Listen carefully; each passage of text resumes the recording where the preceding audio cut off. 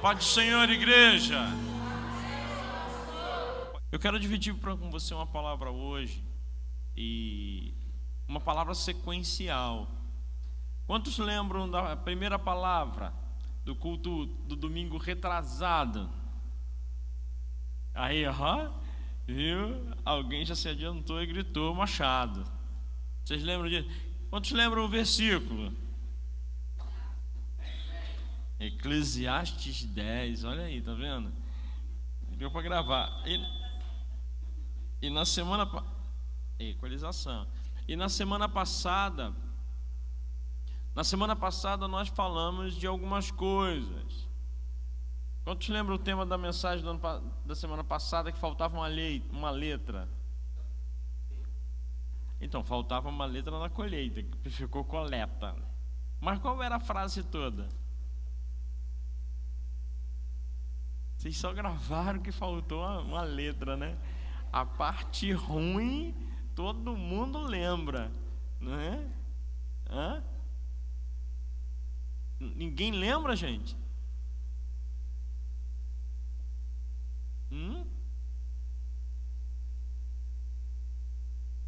Ninguém lembra. Coloca aí com o erro mesmo aí, o da semana passada.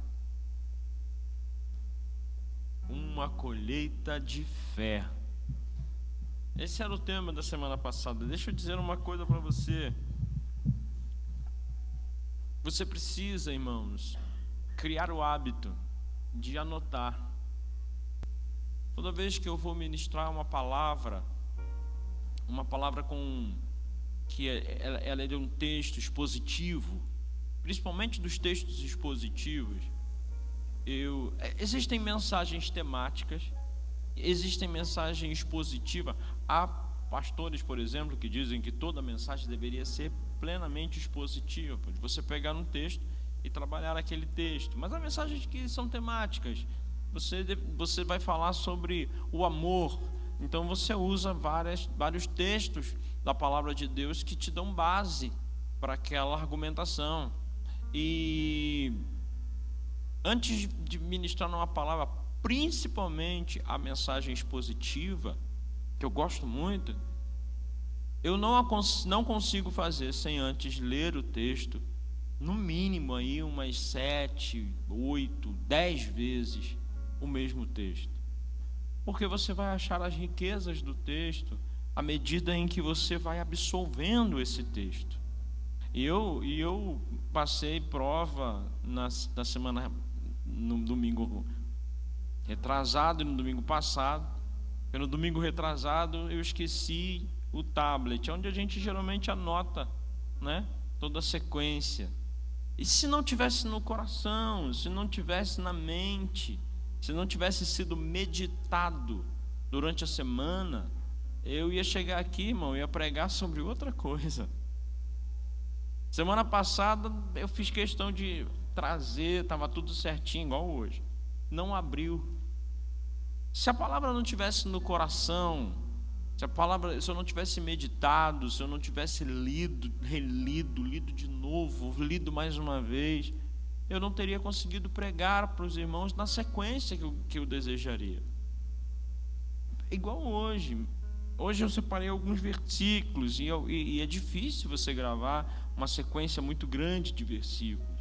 Mas se mesmo que falhasse o eletrônico, eu tenho certeza que o Espírito Santo me faria lembrar. Por quê? Porque cada um deles eu li várias vezes. E você precisa fazer isso. Eu estou te dando uma ideia, né? Hashtag fica a dica. Para que você cresça, para que você não dependa de fast food, e para que você esteja preparado para as horas difíceis da vida. Vou falar um pouquinho mais sobre isso no decorrer da mensagem, mas para que você esteja preparado para os dias difíceis da vida, aonde a palavra de Deus vai te sustentar. A Bíblia diz que a fé vem pelo ouvir, e o ouvir pela palavra. Sabe, irmãos, primeiro de tudo, para que nós possamos ter uma colheita extraordinária deste ano, Nós começamos dizendo: você precisa definir qual é a colheita que você precisa. Pastor, eu preciso de uma colheita no meu casamento. Então as ferramentas que você vai utilizar para esta colheita, elas estão relacionadas ao seu casamento. Pastor, eu preciso de uma colheita profissional, eu preciso de uma promoção, eu preciso de uma colocação ou uma recolocação no mercado. Pastor, eu preciso de uma colheita financeira. Eu tenho algumas coisas que estão travadas, alguns processos que estão travados. Quais são as ferramentas, as armas que você vai utilizar? Eu deixei uma frase para os irmãos: não se colhe uvas com foice e não se colhe cana com tesouras. Você pode colocar muita força no lugar que não precisa. Outra coisa, você precisa afiar o machado. Você precisa prestar atenção na ferramenta. Precisa, cuidar da sua ferramenta, passar um óleozinho, dar uma afiada nela, na hora de você guardar. A ferramenta é importante. Uma vez definida onde eu quero colher, eu vou atrás da ferramenta, e essa ferramenta precisa ser cuidada. E eu preciso saber quem está próximo de mim. Eu preciso saber quem está me acompanhando. Porque não adianta eu estar com a ferramenta certa, acompanhado de quem está com ferramentas erradas. Imagina se você vai colher uva, preocupado em colher uva com a tesoura para não estragar, a videira, e aí vem um desavisado com a foice perto de você, acaba com tudo. Em vez de cortar a uva, corta a videira. Então você precisa saber, você precisa escolher com quem você anda. Mas pastor, eu não posso escolher quem está comigo no escritório. Eu não estou dizendo isso, mas eu estou dizendo que você precisa definir as influências que estão sobre você. Aquilo que você come, irmãos, vai fazer você, vai definir você. Então aquilo que anda perto de você traz influência sobre você. Começa a andar com um cara que assiste novela. Ele começa a contar para você a novela. O BBB começou, Começou essa desgraça do BBB. Irmão, isso é a estratégia do diabo para dizer para o crente e para o não crente também que na vida, irmão, ele deve colocar tudo no paredão. Minha mulher não está do jeito que eu quero, bota ela no paredão e manda embora. Bota a fé no paredão lá. Meu trabalho, bota no paredão. Começa a andar com uma pessoa que assiste BBB. Ela vai começar a contar para você um monte de coisa do BBB. Vai falar do BBB, vai dizer do BBB. Porque não sei o quê, porque fulano, porque aí ela vai dar nome, ela vai dar situação. Irmãos, em menos de uma semana, você está assistindo o BBB. Aí começa assim, presta atenção. Esse é aquele momento meu e seu, que você foca em mim, não olha para o lado, não faz movimento brusco e não se entregue. Começa assim, você começa a ler sobre o BBB. É uma matériazinha só. Aí uma noticiazinha do BBB. Aí depois você começa a ver os cortes, alguns vídeos do BBB. Fulano comentou que a doida pendurou de cabeça para baixo. Aí você abre, porque assim, eles ficam te escutando. O celular, o tablet, o computador, Eles ficam te escutando. Aí você fala assim: não, o menino que comentou do BBB, que a Lulinha lá, a fulaninha, ela caiu de cabeça para baixo. Irmão, não dá menos de 5 minutos, aparece para você no celular assim: fulana virou de cabeça para baixo. Aí você começa a ver o vídeo. Não demora muito, irmão, você está sentado em frente à televisão assistindo o BBB. É o pecado, é assim. É assim que o pecado funciona. O diabo começou a conversar com a Eva. Primeiro de tudo, começou a conversar. bater papo. Ele não chegou já. Ele começou a bater papo. Falou: seu cabelo está tão bonito. Pô, você é maneira, tem uma voz legal. Nossa, eu gosto de conversar com você. Não, eu gosto tanto de falar com você. Começou, irmão, intimidade para fazer pergunta. Posso fazer uma pergunta? Adão é legal? Adão é maneiro. Adão é um cara da terra toda, ele é o melhor dos homens. Só tinha ele, né, irmão? O mais bonito deste mundo. Só tinha ele. Ela falava só verdade sobre ele, né? Começou a conversar, a perguntar: deixa eu te perguntar, você gosta muito de... É verdade que... Ou seja, a companhia começou a falar. E a Bíblia diz que Eva, com o fruto, teve um relacionamento que começou agradável aos olhos, boa para se comer e desejável. Agradável aos olhos é porque ela começou a achar bonito, começou a perceber. Antes ela nem olhava. Dessa eu não posso nem tocar, então não vou nem olhar para essa desgraça, não vou nem passar perto. Mas agora não, agora ela olha. Ela fala: não, será que Deus está mentindo para mim? Me enganando? O pecado da Eva, irmãos, não foi só a desobediência, foi a duvidar do caráter de Deus. E às vezes, irmão, nós duvidamos do caráter de Deus e ofendemos ao Espírito Santo. Paulo diz assim: não entristeçais o Espírito Santo. E como que eu entristeço o Espírito Santo? Primeiro de tudo, ofendendo o caráter de Deus. Quando você perde a noção de que Deus é bom. E o diabo diz aí: tá vendo? O que você está passando, Deus podia te resolver fácil isso aí. Deus não é tão bom quanto dizem que Ele é. É o diabo. Fez a mesma coisa com a Eva. Deus está te enganando, dizendo que é bom, mas olha aí a treta que você está passando. Olha a dificuldade que você está passando.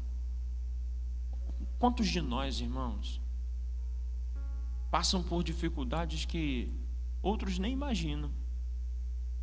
Outros nem imaginam.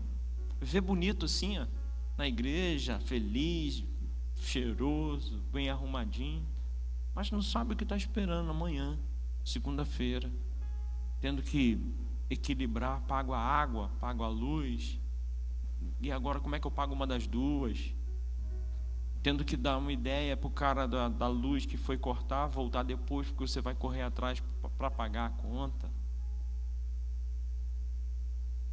E aí o diabo chega e fala assim: cadê Deus? E aí sabe o que você faz? Você olha para cima e pergunta: Deus, aonde você está? Você não disse que era bom? Cuidado, irmãos. O pecado da Eva maior foi duvidar do caráter de Deus. E quando o diabo coloca alguém do seu lado, então você tem que filtrar com quem você anda. Você tem que separar, irmãos. Tem pessoas que não servem. Anda com um rebelde para você ver. Anda com um rebelde. Anda e presta atenção o que vai acontecer com você. Você vai começar a perceber o defeito das pessoas. Ele não precisa falar para você. O rebelde, anda com um rebelde que reclama, anda com ele. Você vai começar a ser aquele espírito vai começar. Já percebeu, irmãos, quando você está do lado de uma pessoa rebelde, que você começa a ficar irritado? É fulano, é Beltrano, essa situação. Às vezes você não sabe por que você está ficando infiltrado. Deixa eu contar para você: todo rebelde é acompanhado de um espírito maligno. Todo rebelde é acompanhado de um espírito maligno. E se você anda com esse rebelde, você vai ser influenciado por esse espírito. Isso nós falamos no primeiro domingo, eu repeti no segundo domingo e estou repetindo hoje. Para que você guarde, para que você... E nós falamos numa colheita de fé, explicando o que é a fé. Porque, irmãos, a fé é a força motriz que vai nos fazer ter uma colheita extraordinária. Não existe colheita sem fé. Repita comigo: não existe colheita sem fé. Tiago vai dizer assim: peça a Deus, mas peça com fé. Porque o homem que pede a Deus algo sem fé, Não ache este homem que vai alcançar de Deus coisa alguma. Porque sem fé, irmãos, é impossível agradar a Deus. Porque é necessário que aqueles que se aproximam de Deus, aqueles que buscam a Deus, aqueles que correm para Deus, creiam em Deus. A Bíblia traz: creia que Ele existe, é galardoador daqueles que o buscam. Mas ela está dizendo para mim e para você: creia em Deus, não duvide de Deus, não duvide do caráter de Deus. Deus é bom o tempo todo, irmãos. Deus é misericordioso. A Bíblia diz que os pensamentos de Deus a nosso respeito são pensamentos de paz, são pensamentos bons. Se você está vivendo numa guerra, se você está vivendo num tempo de escassez, num tempo de tribulação, saiba que Deus não quer aquilo para você, porque Ele é bom, mas Ele deu para você a chave da sua vida, da sua história. Muitas vezes nós precisamos passar por algumas coisas para mudar o pensamento, metanoia, para ter mais empatia. Eu falei aqui no primeiro domingo: qual foi a última vez que você trouxe 1 quilo para ajudar a ação social? Você já fez compra? Os que fazem por mês já fizeram. Os que fazem por semana, fizeram semana passada e já vão fazer amanhã. Porque tem gente que faz por semana, né? Depende muito da semana. Na semana compra um miojo de carne, na outra um miojo de galinha, né? Na outra miojo de... não é verdade? Para não enjoar. E a cesta continua vazia. A caixa continua vazia. Por quê, irmãos? Porque ouvimos, mas não somos praticantes da palavra. É isso que precisa mudar em mim e você. Porque, irmão, enquanto não formos praticantes da palavra, nossa colheita vai ser pequena. Vai ser só a colheita da misericórdia. Não vai ser a colheita da graça. A colheita da graça, irmãos, é a dádiva de Deus com fartura, com abundância. A colheita da graça, falando nisso, vou fazer uma canção da colheita da graça. A colheita da... Agora eu me empolguei, né? A colheita da graça, irmãos, ela é aquela colheita extraordinária. Mas a colheita da graça, ela vem quando nós nos tornamos praticantes da palavra. Mas muitos de nós estamos vivendo na colheita da misericórdia, aquela que é só para não deixar mesmo morrer de fome. Os irmãos estão me entendendo? Diga amém. E eu quero, irmãos, como alguém que ama vocês, instruir. Eu ouvi uma frase muito forte no ano passado, enquanto o pastor Paulo pregava, e eu estava em intercessão por ele.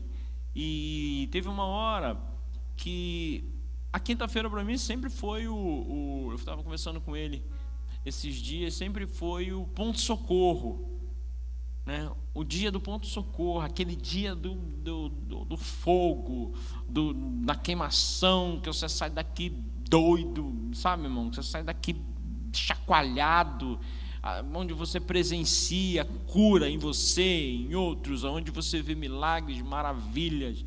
Não que isso não deva ser todo culto, é para ser todo culto, mas existem cultos que são de adoração, tem cultos que são de ensino, e essa é a graça multiforme de sabedoria de Deus.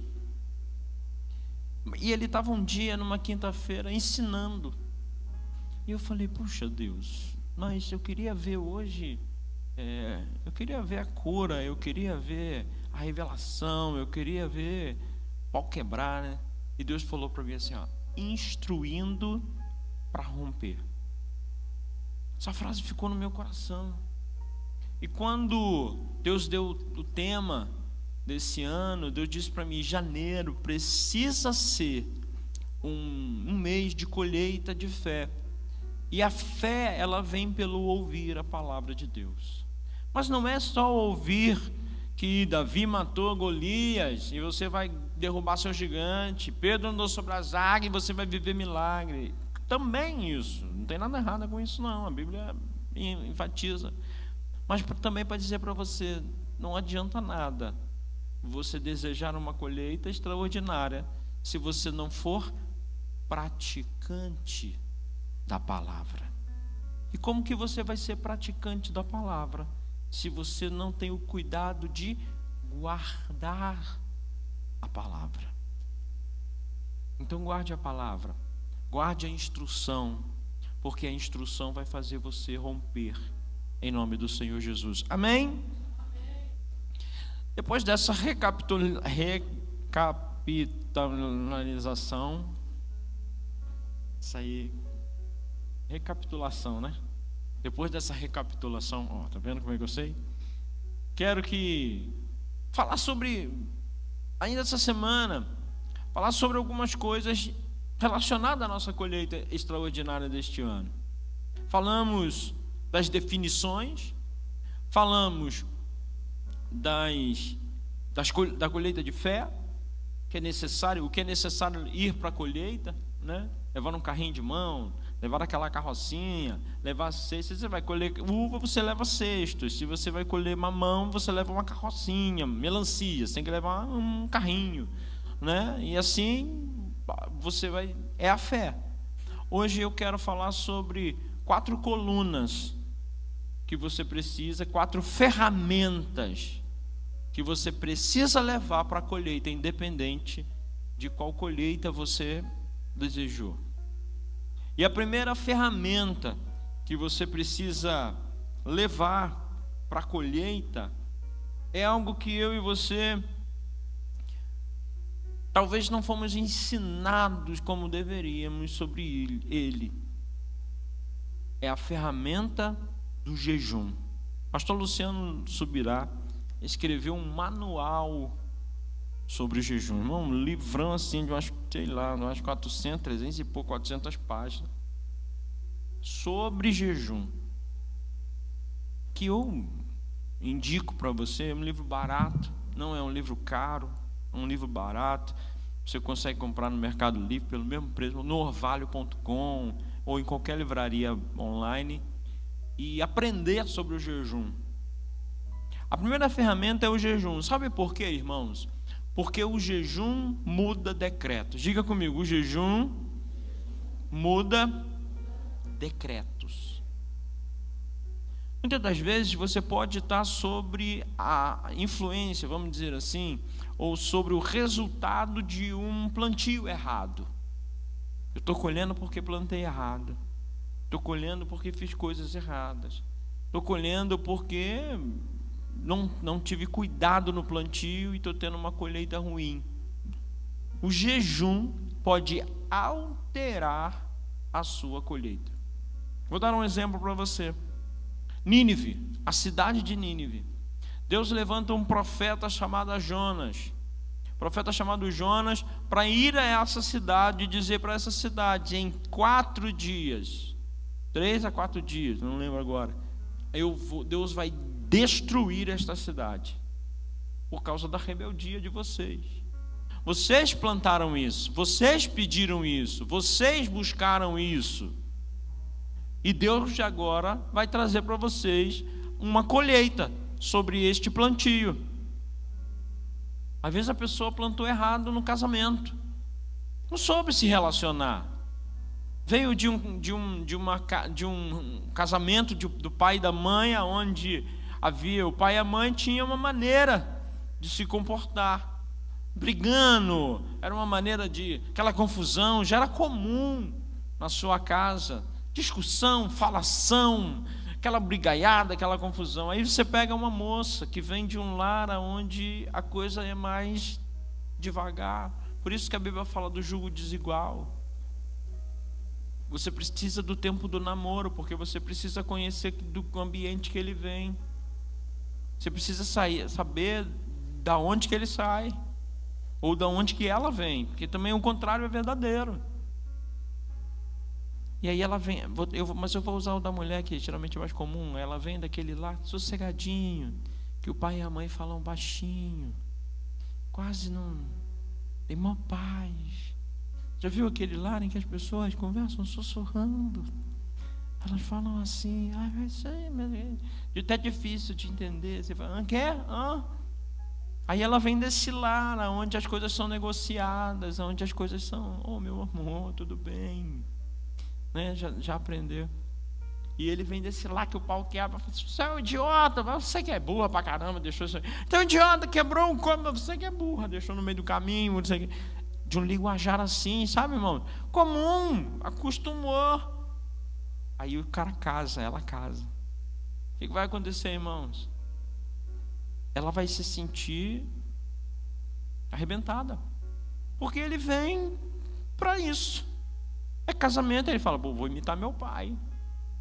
Amor, mas você deixou a toalha em cima da cama. E aí? O problema é meu, a toalha é minha, pô. Reclamando de que da toalha? Pega e põe no lugar, pô. Não gostou, bota no lugar. Não. Porque ele está acostumado a ouvir o pai dele falar que a mãe dele é assim.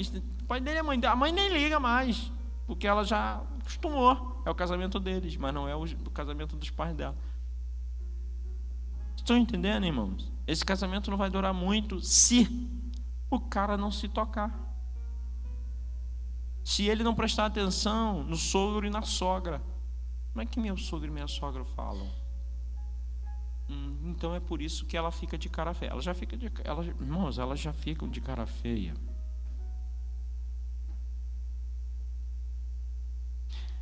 Mas quando você perceber que ela está excessivamente de cara feia, né? Aí você... Estou brincando, irmão. Mais ou menos também. Aí se o cara não se tocar, ele vai continuar plantando errado. O que Deus faz com o jejum? Abra comigo, projeta para mim Esther, capítulo 4, versículo 16. Esther está convocando. Eu não vou ler, é para estar aí para você saber que eu estou falando a verdade. Esther está convocando um jejum de 3 dias para um povo que está com uma sentença de morte sobre ele. Um povo que havia uma palavra de derrota sobre ele. A Esther fala assim, olha, nós vamos jejuar 3 dias. Nós vamos oferecer um jejum. Nós vamos mortificar a nossa carne. O jejum não muda Deus. O jejum muda a gente. E ao final eu vou ao rei. E se perecer, pereci. Mas eu creio no Deus que me colocou aqui. Outra sentença que é mudada, que eu comecei falando, a de Nínive. Jonas, projeta para mim, Jonas capítulo 3, versículo 5. A Bíblia diz assim, os ninivitas creram em Deus. Primeiro passo, crer em Deus. Crer na promessa. Crer na colheita. Crer que você vai receber o fruto. Ponto.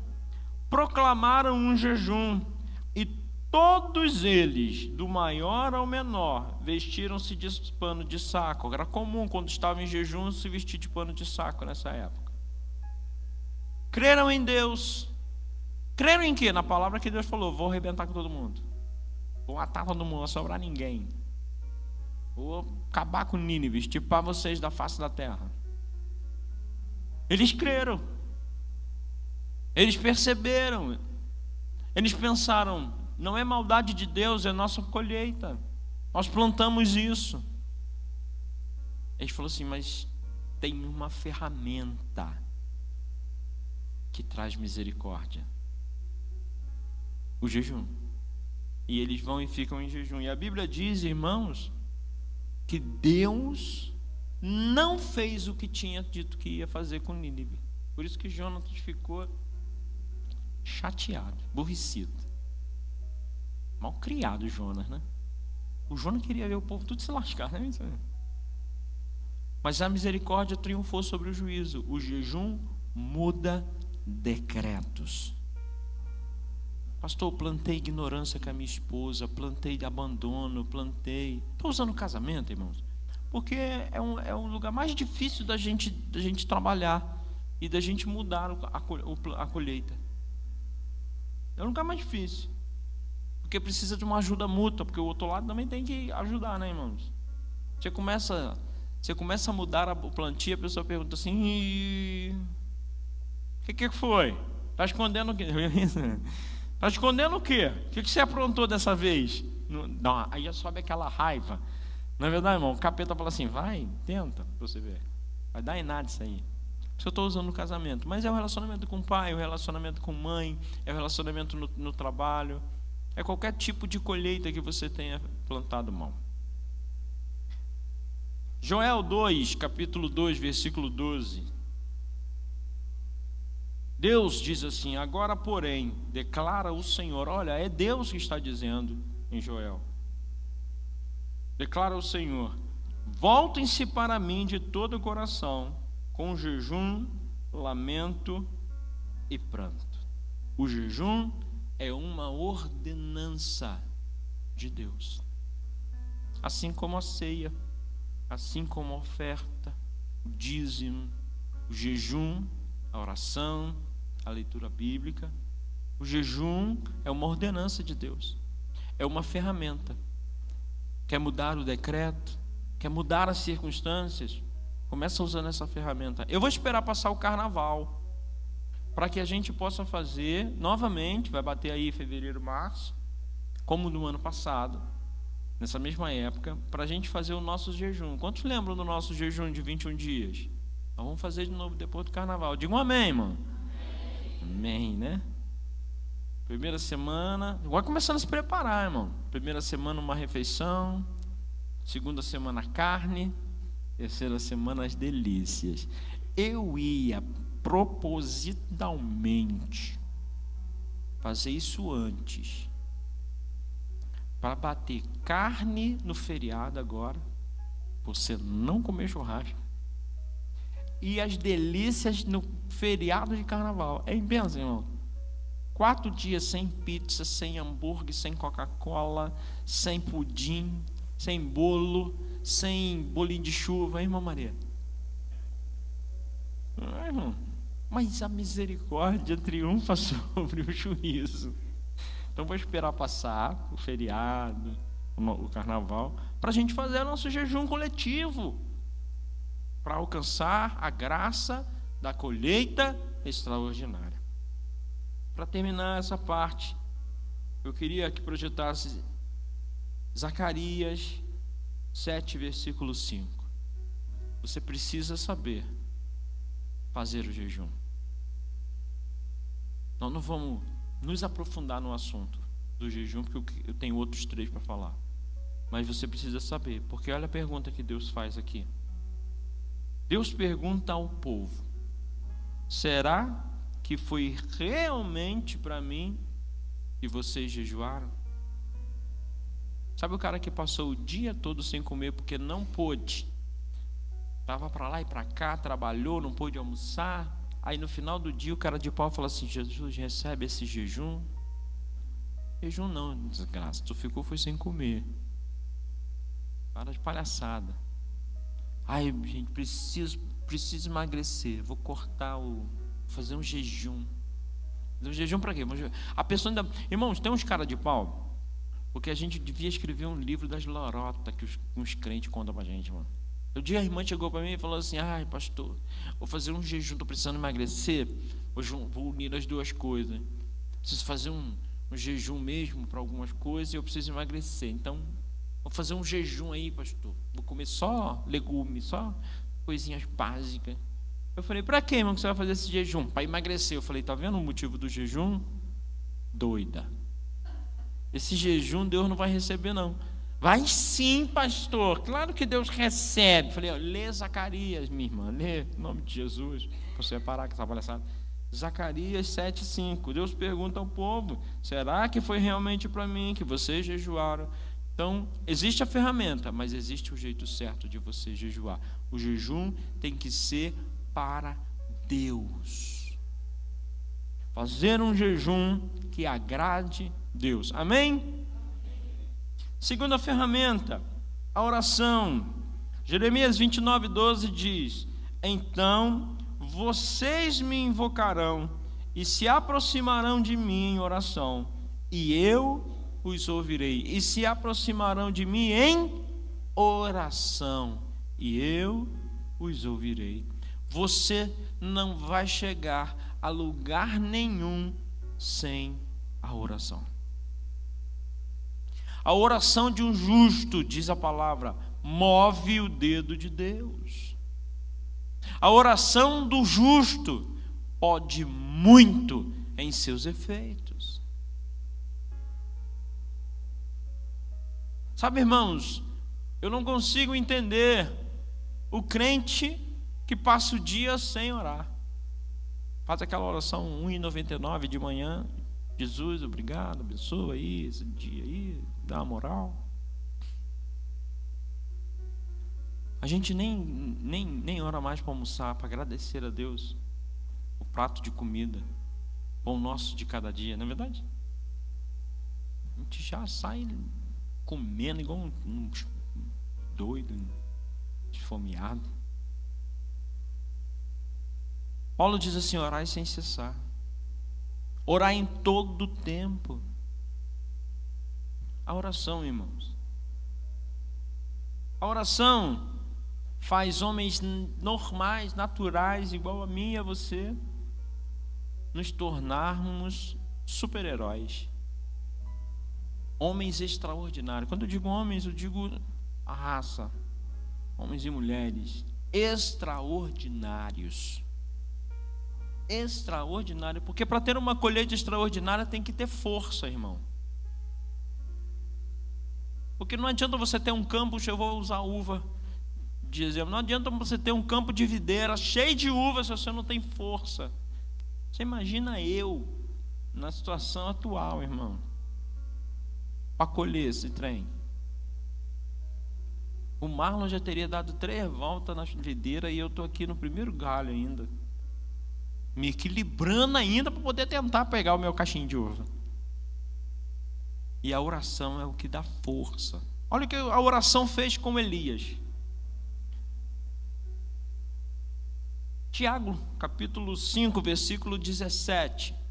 Olha o que a oração fez com Elias. Elias, diz a palavra de Deus, Elias era homem semelhante a nós, sujeito aos mesmos sentimentos. Elias tinha raiva, Elias tinha cansaço, Elias tinha desprezo, Elias tinha má vontade. Mais um sentimento ruim aí. Elias tinha mau humor, Elias tinha, sei lá, Elias tinha tudo isso aí que a gente tem aí. Vontade de dar tapa na cara dos outros de vez em quando. Matou 850 adoradores de Baal e de Azera. Pensa num cara macho, irmão. Ele levanta aquele dia como tem eu e eu vou arrebentar um, vai ver. Não tem dia que você levanta assim, irmão. Hoje quem passar na minha frente eu atropelo. Tem uma música, irmão, que eu acho que aquele dia o crente estava meio assim. E eu não sei de quem, acho que é do projeto Vida Nova de Irajá. O coro da música é assim: sai da minha frente que eu quero passar.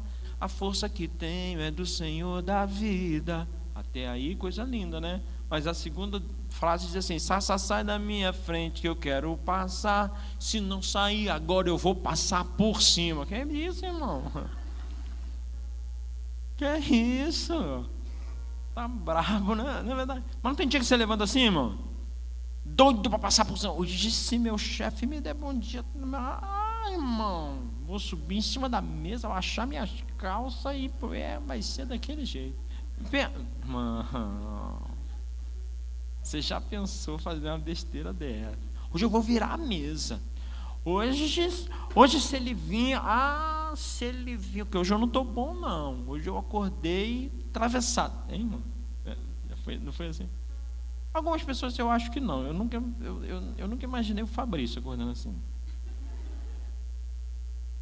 Já viu o Fabrício? Já falei isso aqui que eu acho mó barato. Você já viu o Fabrício brigando com o Daniel? Chamando a atenção do Daniel? Ei, oi, uai. E ele entende essa... Pior que o menino entende essa linguagem. Mas tem dia que você levanta assim, né? Ei, oi, vai. Você levanta assim. Elias se levantava assim, irmão, também. A Bíblia está dizendo, Elias era sujeito ao mesmo sentimento. É que Elias era solteiro. Já começa por aí, né? Olha o que a Bíblia continua dizendo. E orou com fervor para que não chovesse sobre a terra. E por 3 anos e 6 meses não choveu. Depois orou de novo. E então o céu deu chuva e a terra produziu os seus frutos. Orou, Deus ouviu, abriu a janela dos céus e a terra deu os frutos. Quer uma colheita extraordinária? Aprenda a orar como Elias, com fervor. Mas eu, pastor, eu sou todo errado. Elias tinha os mesmos sentimentos. Pastor, mas será que Deus vai me ouvir? Elias era sujeito aos mesmos sentimentos. Não deixe o diabo te enganar. A sua oração vai fazer os céus se abrir e os frutos aparecerem. Guarde isso para você. João 14, verso 13, Jesus diz: e tudo o que vocês pedirem em meu nome, isso farei, a fim de que o Pai seja glorificado no Filho. Se me pedirem alguma coisa em meu nome, eu o farei. Mas existe um segredo. O poder da oração não vem de você. O poder está em Jesus. É Jesus quem responde à oração e realiza o impossível. Mas atenção, a oração é um pedido e não uma exigência a Deus. Jesus atende a oração quando ela glorifica a Deus. O versículo diz: e tudo que vocês pedirem em meu nome, isso farei, a fim de que o Pai seja glorificado no Filho. Então aquelas orações: Deus, mata minha sogra, acaba com aquela velha, deixa só dois dentes nela, um para doer e o outro para abrir garrafa. Viu o cara que faz essa oração? Deus, castiga o miserável, põe um câncer. Irmãos, pelo amor de Deus, pelo amor de Deus, vai lá, Deus, soca a mão, baixa a sua mão, né? Irmão, Deus vai falar assim: o problema é seu, não é comigo. Eu me lembro da história do leão e o caçador. Diz que o caçador, o leão vindo e ele pau, e errou todos os tiros. Aí não tinha jeito, ele sabia que ia morrer. Ele falou: Deus, ajoelhou na frente do leão. Ele falou: Deus, mata esse leão, me livra desse leão. Tá, Deus, acaba com esse leão agora, dá-se fogo no leão. Diz que não aconteceu nada, ele abriu o olho assim, quando ele olhou, o leão estava ajoelhado, dizendo: obrigado, Deus, por essa refeição, pelo Senhor ter provido minha refeição.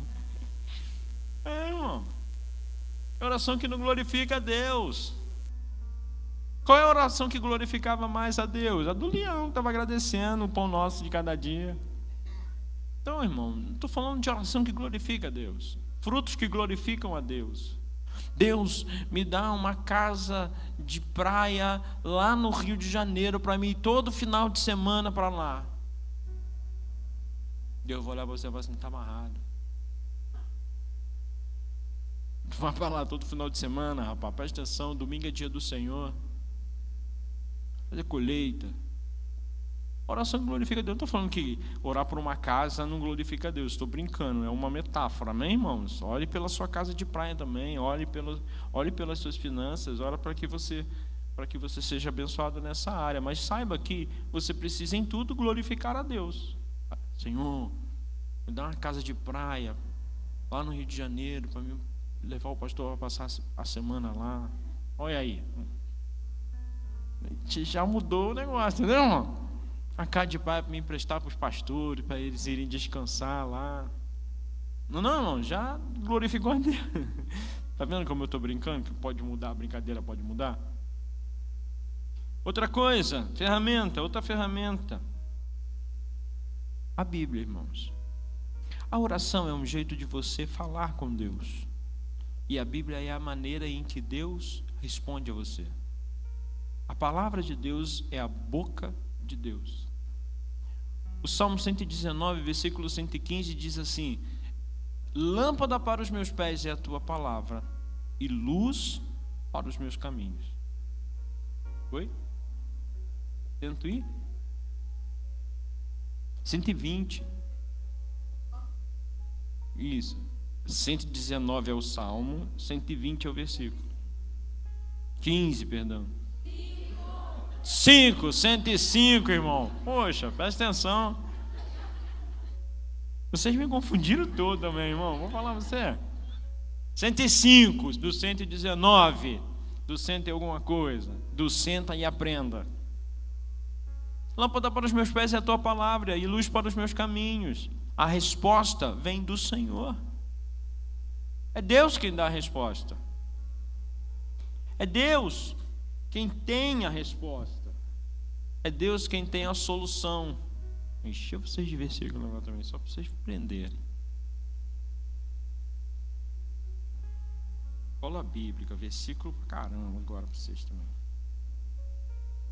Hebreus capítulo 4, versículo 12 diz assim: porque a palavra de Deus é viva e eficaz, e mais penetrante do que qualquer espada de 2 gumes, penetra até a divisão da alma e do espírito, das juntas e medulas, e apta para discernir os pensamentos e intenção do coração. Ela divide, irmão, alma e espírito. A alma é o nosso sentimento, a nossa carne. Vou matar, vou estrangular, vou acabar com a raça. E o espírito é onde o fruto do espírito nasce. Paciência, mansidão, longanimidade, benignidade, amor. A palavra de Deus é o que faz florescer o espírito. Divide pensamentos e intenção do coração. Pensamento tem a ver com as circunstâncias atuais, mas a intenção do coração às vezes não é essa. Eu vi quando você levanta, não está muito bem, e aí a pessoa te fala alguma coisa que entrou meio atravessado. O problema não foi o que a pessoa falou, era você que estava meio doido da cabeça, e você dá uma resposta mal criada. Aí depois você fala assim: desculpa, não era isso que eu queria falar, não era isso, é que... Já aconteceu com você? Por quê? Porque a alma e o espírito, a intenção do coração e o pensamento. Veio muito rápido no pensamento, você falou, mas não era essa a sua intenção. Quantas pessoas ofenderam outras sem intenção? Irmãos, na maioria das vezes em que a gente faz um gabinete por um problema entre irmãos, na maioria das vezes eu ouço uma frase logo no início: mas não foi isso que eu quis dizer, mas não foi isso que eu disse, não, mas eu não falei dessa forma. A maioria das vezes está nesse problema aqui: pensamento e intenção do coração. E a palavra de Deus, ela é apta a discernir entre a intenção. Então, quando você vai com... eu vou acabar, eu vou matar, não sei o quê, e você lê lá que com Deus, com todos agirá de misericórdia. Mas você fala: estou tudo errado. 2 Timóteo, capítulo 3, versículo 16, 17, diz: toda a escritura é divinamente inspirada e é proveitosa para ensinar, redarguir, corrigir, para instruir em justiça, para que o homem de Deus seja perfeito e perfeitamente instruído para toda boa obra. Aonde que está a instrução da colheita extraordinária? Na palavra de Deus.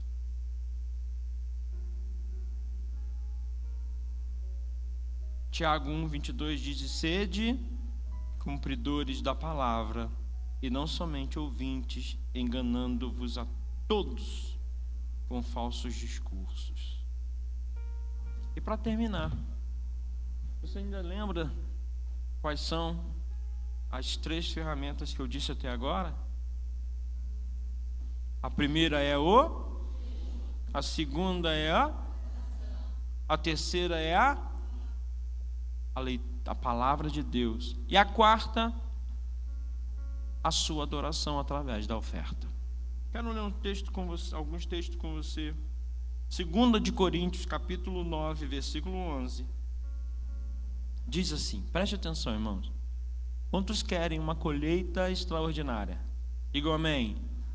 Quantos querem uma colheita extraordinária? Digam amém. A Bíblia diz assim, vocês serão enriquecidos de todas as formas. Meu Deus, isso aqui é forte, irmão. Isso aqui você tem que imprimir e colocar na porta do quarto pelo lado de dentro, para quando você acordar de manhã, você ler esse trem aqui. Vocês serão enriquecidos de todas as formas: saúde, dinheiro, relacionamentos, alegria, tudo,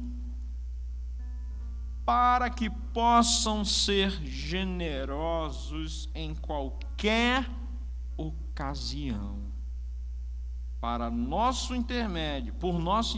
Aqui Paulo está falando que é pelo intermédio da igreja, intermédio daqueles que Deus levantou. Deus vai te enriquecer em tudo, para que você possa ser generoso pelo intermédio da igreja, e a sua generosidade resulte em ação de graças a Deus. Não precisa explicar esse versículo, ele é muito claro. Deus vai te dar quando a intenção do seu coração, quando realmente estiver em você, irmãos, o desejo, a vontade, o propósito de generosamente, através da igreja, abençoar pessoas, obras, para a graça de Deus, para que o nome de Deus seja proclamado, para que as pessoas encontrem alento, para que as pessoas saiam da casa dela, a casa de confusão, e cheguem aqui, elas recebam um sorriso, um abraço, uma palavra de carinho e uma cesta básica. A tristeza no meu coração, irmãos, é que 2 pessoas nos procuraram sobre cestas básicas, 3 se contar nós, né? E eu não tive para dar, porque eu não tinha nem para mim, eu não tinha como dar. Eu podia ligar para alguns irmãos aqui e falar assim: me ajuda aí, arruma uma cesta básica. Tenho certeza, irmãos, uma meia dúzia que ia rapidinho correr atrás do processo. Mas não é isso, irmãos, não é isso que Deus quer. Eu falei: não, eu vou domingo tentar ensinar a igreja sobre generosidade. Preste atenção. Provérbios 11, 24 e 25 você conhece, diz: há quem dê generosamente, novamente estamos falando da palavra generosidade, há quem dê generosamente e ver aumentar as suas riquezas, outros retêm mais do que devem. Irmãos, se você pode reter mais do que deve, você deve ficar preocupado com o que está nas suas mãos e não é seu. Tem uma parte que você não deve reter, a Bíblia está dizendo, e você precisa discernir que parte é essa. Mas aquele que retém mais do que deve cai em pobreza. O generoso prosperará. Quem dá alívio aos outros, alívio receberá. Há pessoas, irmãos, e eu por muito tempo fui assim quando eu era garoto, que o melhor lugar, o lugar mais tranquilo era na igreja. Porque na igreja eu tinha meus amigos, eu era igual, não importa se o cara tinha muito dinheiro, se eu tinha pouco dinheiro, a gente estava sentado no mesmo plenário, ouvindo a mesma palavra do mesmo pastor, e no final a gente tomava do mesmo café. Era um lugar de alívio, era o lugar onde eu recorria para receber cesta básica, para comprar o remédio da minha mãe, para muitas vezes resolver a falta de coisas. Era a igreja, lugar de alívio. Eu me lembro quando nós colocamos esse piso, ele ainda estava bem brilhoso, e algumas pessoas vieram nos visitar, e uma delas olhou para mim e falou assim: esta igreja, quando eu entrei aqui, Deus disse, essa igreja é um oásis. É por isso que o chão dela parece estar molhado o tempo todo. E oásis, irmãos, era onde as ovelhas iam beber água, porque era um lugar de pasto e de alívio. Mas sabe quando isso aqui vai ser um lugar de alívio, irmão? Quando eu e você transformarmos ele num lugar de alívio.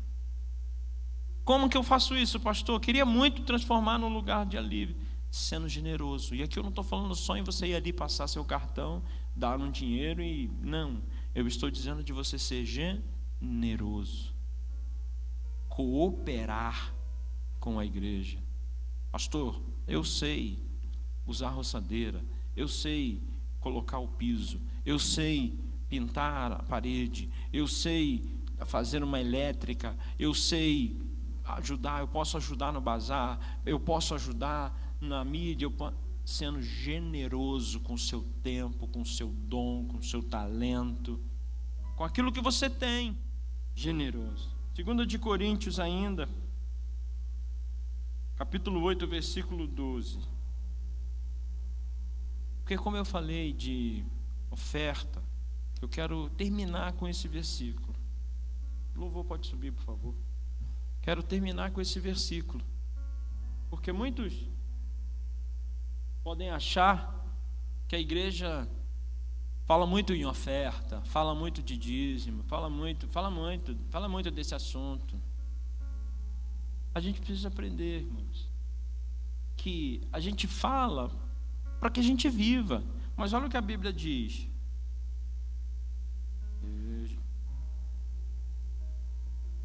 Tudo que derem será aceitável, desde que o faça de boa vontade.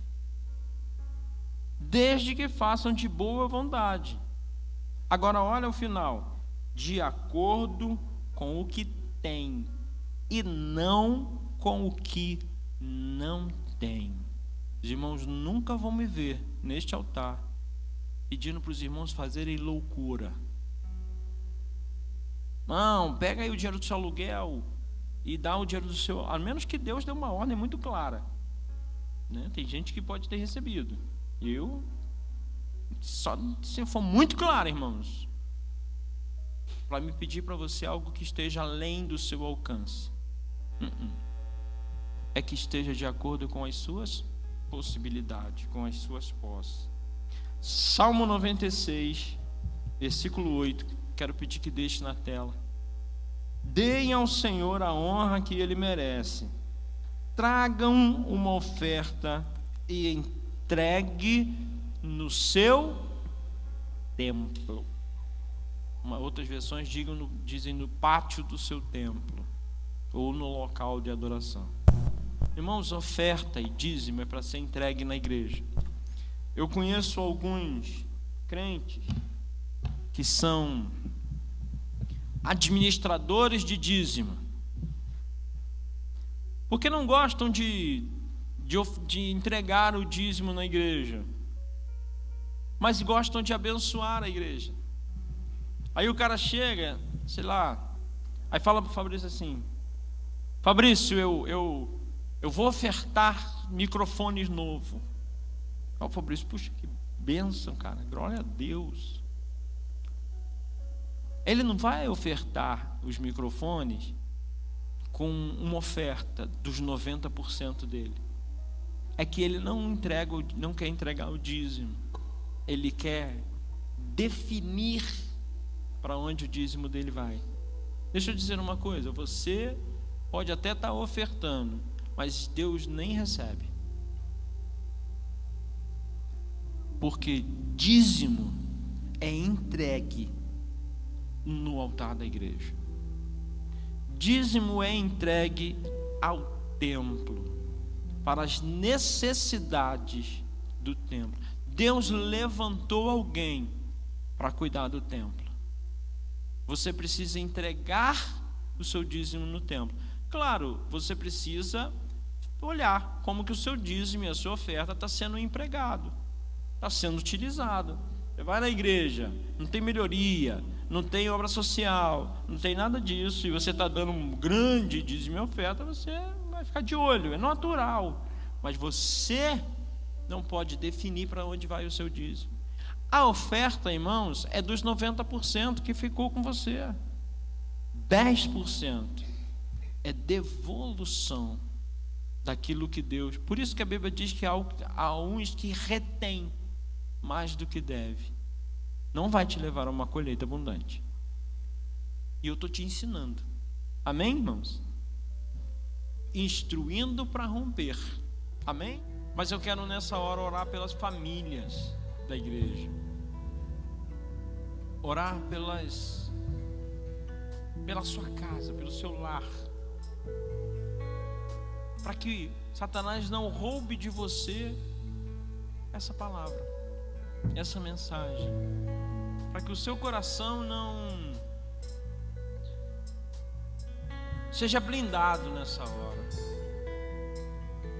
Para que o espírito que tem tentado, irmãos, nos dividir, nos separar, que ele seja derrotado pelo poder da oração, pelo entendimento, em nome de Jesus. Então eu queria que você desse a mão a quem está do seu lado. Dá a mão à pessoa que está do seu lado. Nós vamos orar juntos. Pastor, por que dar a mão na oração? É um ato profético, vamos dizer assim, de nós nos ligarmos para que a oração ela alcance o coração e mude o dedo de Deus. Vou pedir a pastora Alba que faça essa oração pela sua família. Eu quero que você coloque ela diante de Deus. Sua família, ela sai nessa noite protegida, ela sai guardada, sua casa sai fechada, sai blindada, e qualquer coisa ruim que tenta agarrar em você não vai passar da porta para dentro, vai ficar lá fora, no corredor, no quintal, na varanda, e não vai conseguir entrar. A sua casa será um lugar de alívio, um lugar de paz, um lugar onde você vai ouvir a Deus com facilidade. E nessa semana Deus vai falar com você e te dar a resposta que você tanto precisa. Deus diz para mim que algumas pessoas precisam de resposta urgente, e Ele começa nessa noite a visitar alguns lares, levando respostas. Em nome do Senhor Jesus, vamos orar. Pai, nós te agradecemos, Senhor, por esta noite.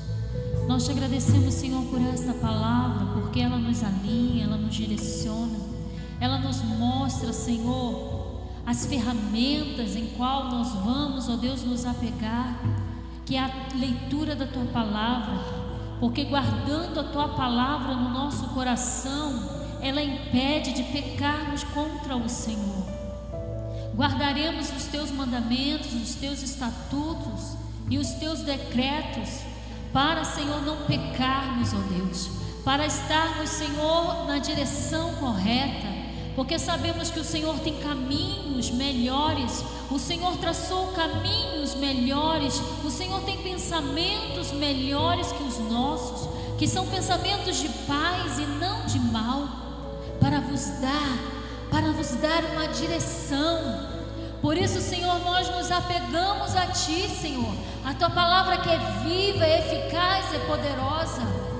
Senhor, nos apegamos ao jejum, onde nós, Senhor, nos colocamos, Senhor, debaixo das Tuas mãos poderosas, onde nós nos prostramos, ó Deus, onde nós, Senhor, nos arrependemos dos nossos pecados, das nossas iniquidades, onde nós, Senhor, nos colocamos e abrimos o nosso coração para o Senhor, nos despimos para Ti e mostramos, ó Deus, o quanto pecadores nós somos e quanto dependentes da Tua graça nós somos, Senhor, dependentes da Tua misericórdia, dependentes do Teu perdão, do Teu amor, porque sem Ti, Senhor, nós não somos nada. Aleluia! O quanto nós necessitamos e precisamos, Senhor, do Teu poder, Senhor, do Teu Espírito Santo, assim como Davi diz, que não se afaste de mim o Teu Espírito, que não se afaste de mim o Teu Espírito. Por isso, Senhor, nós queremos todos os dias estarmos, Senhor, na Tua presença. Nos ensina como orar, nos ensina, Senhor, todos os dias a como preparar este jejum, a preparar este tempo, Senhor, a leitura da Tua palavra. Tira todas as distrações, Senhor, nos ensina, Senhor, a ter um coração generoso, ofertante, um coração de louvor, de adoração ao Teu santo nome. Nós precisamos, ó Deus, caminhar nesta palavra, porque ela é viva, ela traz vida sobre nós. Por isso, Espírito Santo, invade os corações nesta noite dos Teus filhos, Senhor. Visita as famílias, ó Pai, visita cada um, Jesus, homens e mulheres. Senhor, entra nos lares agora com a Tua providência. Blinda, Senhor, as portas, blinda, Senhor, as janelas, ó Pai. Não permita que Satanás traga, Senhor, algum tipo, Senhor, de maldade. Ó Espírito Santo, vai quebrando, Senhor, todo laço, todo embaraço, todas as cadeias sejam decretadas agora, aniquiladas no poder que há em Ti, Jesus. Que sejam derramadas as bênçãos do Senhor sobre os lares. Proteja, Senhor, com as Suas mãos poderosas. Oh Deus, proteja cada um, Jesus. Proteja os nossos filhos, proteja a nossa casa. E que estejamos atentos, ó Deus. Pai, que estejamos atentos, vigilantes, ó Deus. Quantas vezes estamos, ó Deus, desapercebidos? Quantas das vezes as coisas vão acontecendo e nós não estamos, Senhor, trazendo o nosso interior um discernimento das coisas? Por isso, Senhor, nos alinha. Queremos, Senhor, ter discernimento. Queremos estar atentos, Senhor, a tudo aquilo que está acontecendo à nossa volta, para que possamos, ó Deus, firmar os nossos joelhos, abrir a nossa boca e declarar, Senhor, que eu e a minha casa serviremos ao Senhor, e que juntos serviremos e adoraremos a Deus. Que a colheita seja grande, que a colheita seja abundante, Senhor, sobre nós, nesse tempo, ó Deus. Pai, obrigada, Jesus. Obrigada, Senhor, pela Tua palavra que encheu o nosso coração e que ela venha prosperar, Senhor, para a glória do Teu santo nome, em nome de Jesus. Amém, amém e amém. Aleluia. Você pode dar uma salva de palmas ao Senhor. Volte rapidamente para o seu lugar. Que o Senhor te abençoe e te guarde. Que o Senhor faça resplandecer o seu rosto sobre ti. Que sobre ti o Senhor levante o seu rosto, lhe traga paz. Que o Senhor tenha misericórdia de ti. Que a colheita, que você tenha uma colheita de bênção na sua família, colheita de honra e prosperidade, colheita de paz, saúde e alegria. Que a graça do Senhor Jesus, o nosso Deus, que o amor de Deus, o nosso Pai, as doces e benditas consolações do Espírito Santo alcance você, sua casa, seus negócios, não só hoje, mas para todo sempre. E aquele que crê comigo diz: amém. Vá em paz, irmãos, Deus abençoe e não peques mais.